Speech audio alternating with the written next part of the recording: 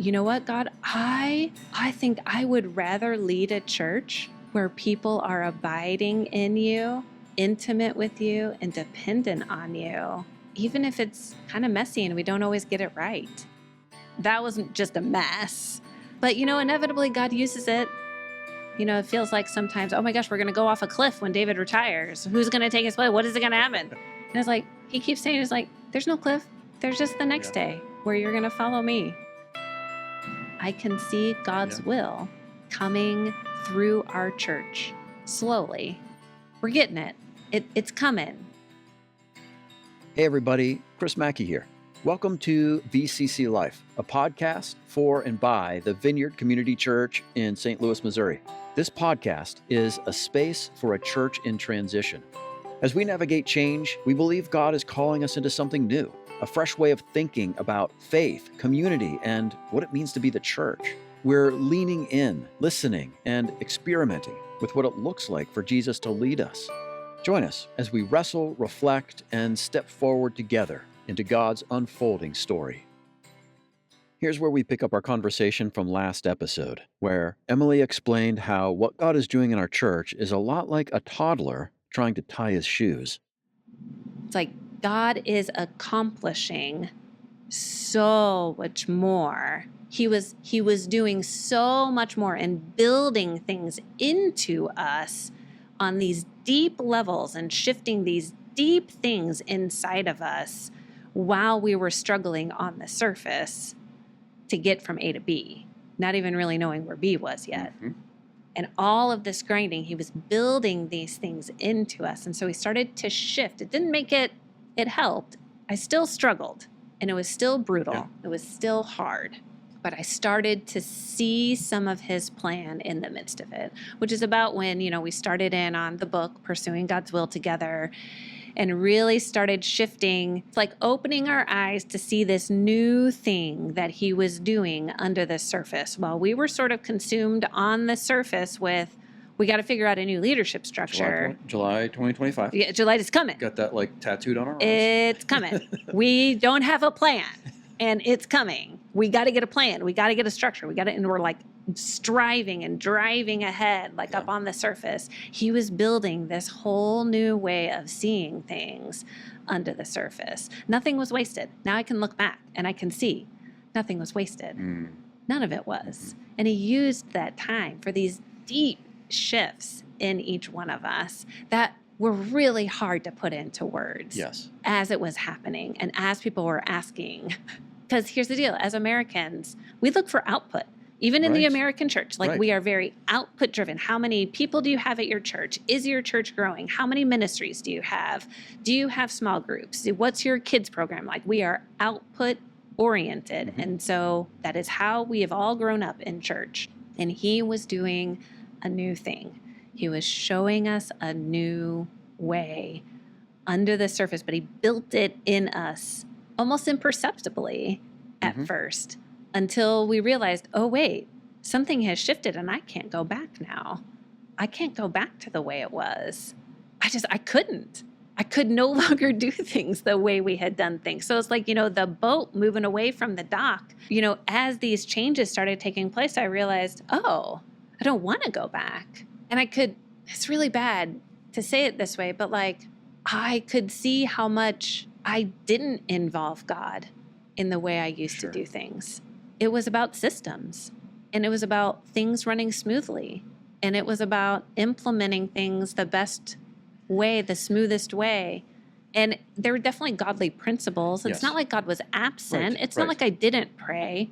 But man, compared to what I do now and what he built into me, it's like God was absurdly absent from my job in comparison to how much I depend on him daily for each step, asking for his guidance and where do we go from here and what do we do? And part of that was truly because I was so overwhelmed in those early days of being a pastor and didn't have my systems to rely on and knew I wasn't supposed to rebuild those systems. So what do I do? And it was every week there was a list, a pile of things on my plate where I'm I don't know what to do. I have no experience to guide me here. I have no system to guide me. I have no godly principle. God, what do I do? And it, in my desperation, started coming to him because I had no other way. I had no other guide except Jesus. He was replacing your systems. He was replacing my systems. And, he had told me so many times over the years, and it's not that I disagreed with him, but he had told me so many times, Emily, your systems do not save you. I save you. It's me. Yeah. I'm your savior, not your systems. I'm like, yeah, no, I know that. And then I'd still just live by my systems. It's all I knew. It's all I knew of how to do church. Mm-hmm. Yeah, so that's a lot. Like you're in the middle of all of this, you use language like the ground is shifting, I'm on water, systems are failing. Yes. You've painted a very, very harrowing picture of what your That's experience what it felt. was. Yeah. That was my experience, my felt experience. But something happened. I want you to continue the story of what God was doing in the LSAT particularly. Yeah. For you, how did you see that what God was doing kind of coming to the surface, right? You were saying imperceptibly, but it became perceptive. Yeah. Right? Yeah. What was that difference? Yeah. It feels like it was such a slow fade over time. I'm sure there were points of like aha moments. As we started into the book, there was so much about spiritual formation, being formed into the likeness of Christ. And really, the whole first 2/3 of the book is about formation. It's not even about figuring out God's will. Which is the title, by the way. Which is the title. Pursuing God's will together. Right. So I'm like, when do we get to the part? The pursuit part. Like the pursuing God's will part. Right, yeah. Because we haven't even talked about that. Yeah. So it was like laying all of this groundwork, the 2/3 of the book.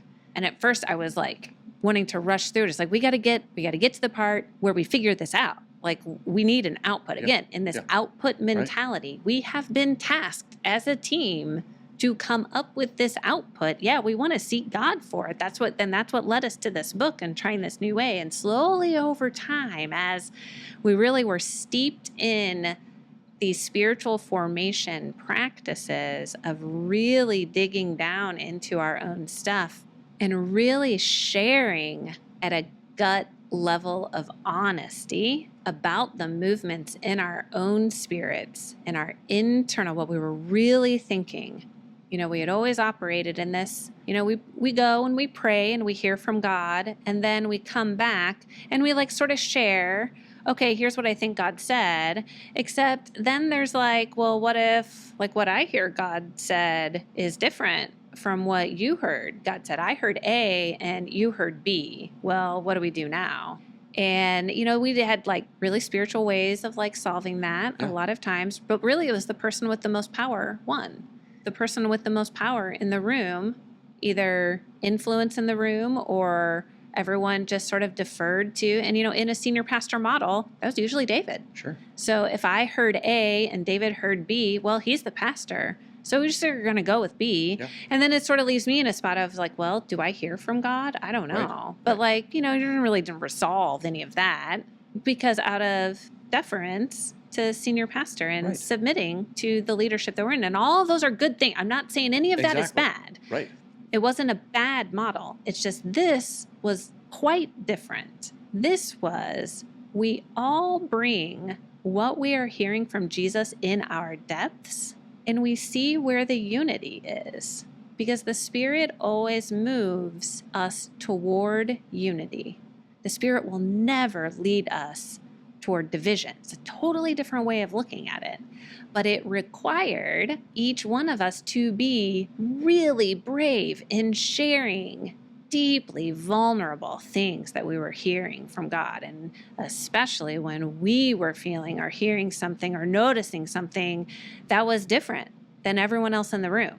And it was well, I don't want to be the negative Nancy here, but here's what I'm feeling.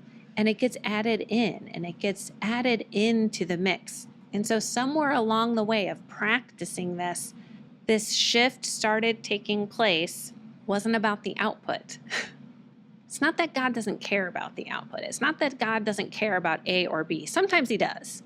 Sometimes he cares about A or B, but mostly he doesn't. Mostly what he cares about is me. So he would ask me questions about me, about my heart.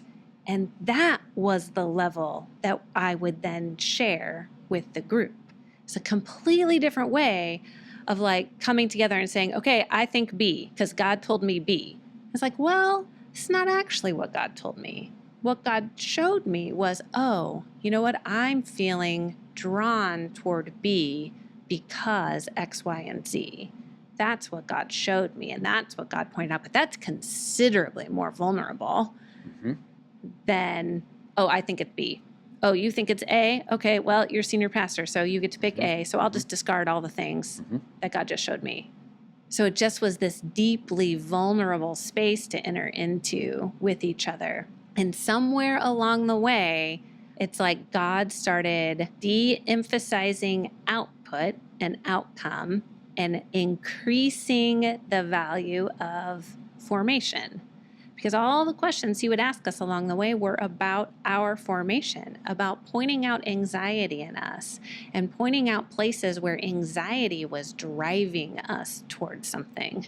And just the simple act of seeing that and seeing, oh man, I rushed through that decision because I was anxious that it was taking too long. And and it wasn't about like the decision being right or wrong. It was what was leading me there. And when we started digging down to those levels and God showing us and freeing us from things and spiritually forming us as individuals along the way and forming us as a group along the way to this truly safe, holy space as a group, we realized, oh man, we can't go back. We can't go back to the way we used to do it. We can't go back to loudest voice wins. We can't go back to person in the room with the most power wins. It's like we could just see it through this whole new lens. And I started to realize, oh, I don't want to make decisions without asking God and really asking him, can you show me? What are my motivations here? What am I not seeing? It's not about the output, although there needs to be an output. There needs to be a decision, or you wouldn't be in a discernment process anyway. Right. And so it was this journey of him decreasing the importance of outcome and increasing the importance of formation, of our formation, of the church's formation. And it was a struggle. It's not like, oh, that happened super easily.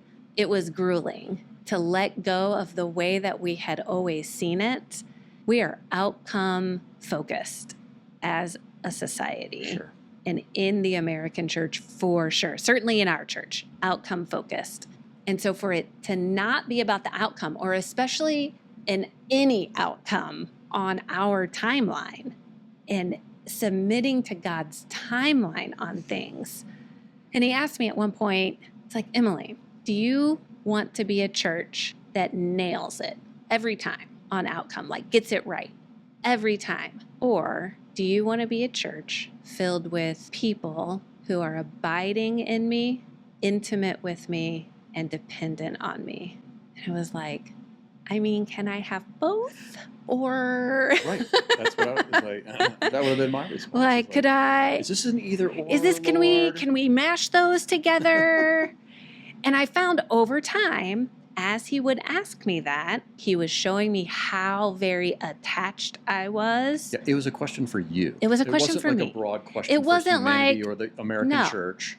It was for you to shape you, like you're saying. Yes, and he showed me just how much I was gripping on to nailing it, to needing it to be right, and needing us to make it to the right answer, to do it the right way. It's so much my personality anyway. And so for me, slowly over time, I started shifting, and he started showing me, oh, my desire is shifting. You know what, God? I think I would rather lead a church where people are abiding in you, intimate with you, and dependent on you, even if it's kind of messy and we don't always get it right, which is a remarkable shift for me. Yep, we all know, Emily. Yes. Anybody who knows you.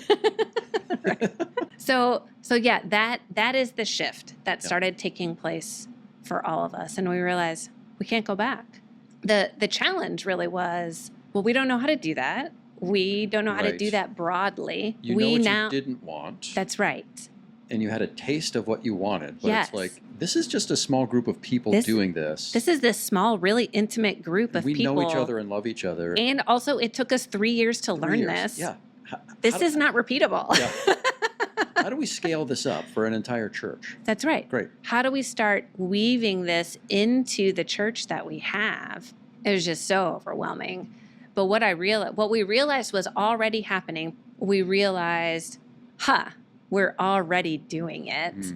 Because the people in that room, the people in LSAT, myself, Caleb, Anna Schulte, Danielle Strassner, Tom Holt, we realized, God has changed us. Yeah. And we can't go back to the old way. And we lead all of these things in the church. Tom is the youth leader, and I'm like the freaking operations pastor. And, we all had these roles in church, and we were different. And so we were leading it differently, and we were already doing it. We were already shifting culture by us having been shifted already. And so as we started seeing that, we're like, so we're already doing it. And we probably need to now give this back to pastoral council because what we realized, it's actually not about the output. It's not about a new leadership structure like a hierarchical model was never God's goal for this group. The output, our recommendation back to pastoral council became, I think he wants us to do church a new way by learning how to pursue his will together. We don't really know how to do that exactly. We're kind of already doing it ourselves personally, but now pastoral council kind of needs to take that ball and try it on between the four of us, which, at that point, it was like, okay, I'm in LSAT. Okay, I see our work is like wrapping up here. We're making our recommendation for this new way of doing church. And then I walk into pastoral council, which I'm also on, and I'm like, and I'm going to pick up the work again. And I'm going to do the work again. But as I look back, what took LSAT 3 years to kind of wrap our heads around and struggle with and wrestle through and learn with God, it took pastoral council right around a year, about 10 months, to go through that same process of wrestling and figuring that out and group formation for us and relational dynamics and all of this stuff, to come up to splitting into our functional groups of the operations team, Caleb and I, and then transition team, adding Danielle into the transition team with the three of them. And then, for transition team, they did it way faster. It only took them a few months to do what LSAT took 3 years, and pastoral council took almost a year. So we're getting it. It's coming. And in the meantime, my role has still been overseeing the operations of the church. And since I am different, since God has changed me and given me this new lens, I lead in those spaces differently. I can't do it any other way, except I don't actually know exactly how to do this. And so I've just been trying things and, getting teams together, especially staff. Oh, the wonderful staff has been my mostly willing guinea pigs where I'm like, let's try it like this. I don't know. And then we try something and we're like, whoa, that didn't work. Okay, let's try that a new way. Let's try it like this time. And it's been a lot of trial and error weaving this into the fabric of the church. Yep. Is it fair to say that the trial and error is the system, though? It's a genuine question. Yeah. From your perspective, I don't know how you can do spiritual formation without trial and error. Yeah. So are you thinking that the trial and error is a phase, and then we'll have this way of doing it, and people won't have to trial and error their way through to spiritual formation? Or? I think somewhat. In some way, for sure. I think in some way, it's like with every, I'm Enneagram 1, so I see everything in black and white. Did that work, or was that right, or was it wrong? Was that the right way to do it? Was that the wrong way to do it? And God is slowly showing me in this process, which has really been hard for me. I am not, I'll just try it and see if it works. Right. And then learn from my mistakes. That's that is brutal. That is like the worst. That is the opposite of what I want to do. What I want to do is understand it fully, totally, thoroughly know what I am doing. And then when I take a step, I am confident that it is the right one. Yeah. That is how I like to learn things. That is how I like to implement things. And that is very system. That is not what this is. Mm-hmm. This is my best guess. And based on what I know, I'm going to try it this way. And man, from a certain perspective, from that Enneagram 1 lens, it has been failure after failure after failure. But then God is showing me and giving me a new lens. I'm really not just saying this, that with every time it didn't go the way that I thought, I really did learn something critical every single time that I've been able to put into practice the next time. And slowly, over time, we're forming this base of experience and this base of knowledge of sort of like I can't even call them best practices yet, better practices than what we started with. Right. Yeah, right. But it is serving to confirm and solidify the direction that God is calling us in. Sometimes it feels like one step forward and like 4 steps back, where I'm like, whoa, that really didn't work. No expedience there. It was not expedient. I don't even know if it was efficient at all. Like that was just a mess. But inevitably God uses it. Yeah. And he shows me things about me. And slowly over time, I talk about the staff and how we've been really working through these practices as a staff and doing things a new way and coming together and listening together. And I can see formation happening. I can see them being spiritually formed and God showing them things about themselves while they're wrestling through this process with us, with me, kind of sort of bumbling through it at times, but they're so gracious and they've been so willing and so kind throughout the whole process to follow us. Yeah. But slowly over time, staff, started out saying things like, okay, we trust you. We trust you guys, which is great. And so that's where they started. We trust you. If you're saying this is what God's saying, okay. But again, like kind of in that senior pastor model, right? Like, okay, you're hearing this from God. I guess. So we'll submit to you and we'll do it. And slowly over time, that has turned from, we trust you guys to, oh, I trust Jesus. I trust Jesus to lead me. And Jesus is showing me this thing that has been in my way this whole time. Oh, God has surfaced this relational dynamic between you and I that keeps us from being able to be vulnerable with each other and courageous in how we speak to each other. We need to address that. And it's really hard work, really, really hard work. And it's because it's different work than we've done before. Right. But it is kingdom work. And it is building something in us deep, deep down. But what it is not is expedient. And what it is not is output oriented. And that's really hard. And we all still wrestle with it. We all still wrestle with it in some way at certain times. Yeah. But again, slowly over time, I can see this progression. I can see God's will coming through our church slowly. Almost always slower than I want it to be, but I can see it. In the long arc of it, I can see it. It's sometimes hard. Again, like it's hard to see the forest for the trees when you're the one in the middle of the forest saying, I think it's this way. I think there's a path over here. And we know where it's going. We can see up ahead-ish. We know there's a light that we're following. Right. And Jesus is with us. And so it's hard to see the long view when you're down in the trees, which is where I mostly exist in the church. Yeah. One last question. What do you think the invitation is to our church, from your perspective, that God has for us moving forward as we look forward to the retirement of our senior pastor? Yeah. What is the invitation?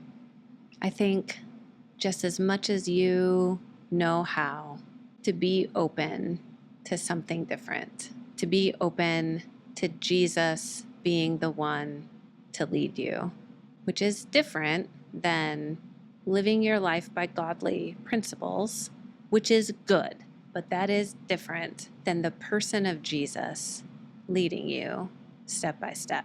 And I think that would be his personal invitation to each person in the church. And then as an us, because there's always like this level of like this individual personal invitation from Jesus. But then like the invitation for us as an us is, what just springs to mind is wait on me. Wait on me. Been a lot of waiting because his timeline is different than ours. And I think what we would all like as we're approaching David's retirement, even a part of me still wants this, even though I think a larger part knows I don't.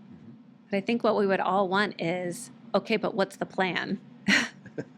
Like who's taking his place or what is taking his place? Like give me the written plan. And we don't have that. We have a whole lot more than that. We have these deep things that God has built into us, and we're waiting on him. And so I think the invitation is, it's okay. Maybe that's not an invitation. Maybe that's just what, or I imagine he's saying, because I don't really know what he's saying to each person. But to me, he's saying, it's okay. You don't need to be anxious. And again, I hear him repeating to me, even now, you don't need a plan because I have the plan. You just need to stay close to me, and I'll show you step by step where we're going. And I think that's what he's saying to us as an us too. You don't need a plan. You don't need a schematic. You don't need a drawing. You don't need a graph. You just need to stay close to me. I've got it. As I look back over the past 5 years, he's had it this whole time. There was no cliff. It feels like sometimes, oh my gosh, we're going to go off a cliff when David retires. Who's going to take his place? What is it going to happen? And it's like, he keeps saying, it's like, there's no cliff. There's just the next day where you're going to follow me. And then the next day. And there's a lot of people, a lot of leaders, pastoral council and the staff and other leaders. It's like, we're not going anywhere. Yeah. Also, David isn't going anywhere. He's not like falling off the face of the planet. Yeah. We're really it's a gift. And I don't know how much people in the church know how huge of a gift it is that we get to keep David. That's right. That is not normal. It's not normal that we get to keep our founding pastor. That's right. We get to keep him in our community. Yeah. It's a huge gift to us. Yeah. He's a gift to each one of us and to our church. And he's not going anywhere. He or Debbie. Yeah. Thanks for doing this. Yeah. This was good. Yeah. And thank you for all of the things that you made it through and you stuck with it because God was calling you. You are an amazing example, really, to this church of someone who is walking through things that are not comfortable and wouldn't choose herself. Yeah. But you are so committed to Jesus and following him that you're willing to do whatever he asks. And that's the kind of church that I want to be a part of, That's the leadership that I'll follow. So thank you. Yeah. Thanks, Chris. Yeah, sure. Thanks for doing this.